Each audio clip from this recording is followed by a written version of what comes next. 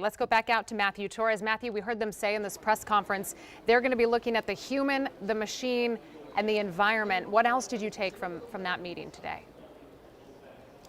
Yeah, so they're going to investigate every facet of this flight, every facet of the helicopter, the plane, knowing that they're going to create some groups to really focus on each element, whether that be the engine, the angle of this plane, as well as the air traffic control. The NTSB is really launching all of these efforts to make sure that they don't leave any stone unturned. What also stood out to me earlier was there were questions to the NTSB here, whether or not comments by President Donald Trump, the Secretary of Defense, as well as the Transportation Secretary, alluding to mistakes already made, if that may be impeding in progress or even as a distraction during this investigation. And as you heard from the chair of the NTSB, they're really putting that all aside right now to make sure they are not offering any speculation or even a glimpse of speculation until they can for certain that they are able to fully investigate this, and they are planning to be out here on the scene.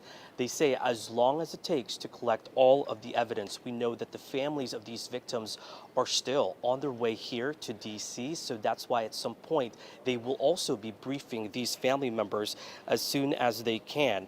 And you heard earlier as well how they still have not been able to recover those black boxes from both the helicopter and the plane as well. They're underwater, something that the NTSB is used to, so that part is really not completely unusual, but that will take some time. And so they're also saying that they have received a large package of information from the FAA, presumably about the air traffic control.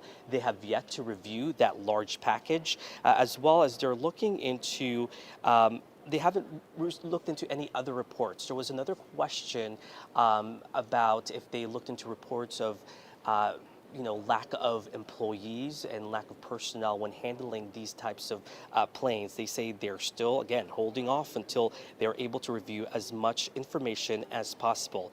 You've said it already, in 30 days, a preliminary report will be out there.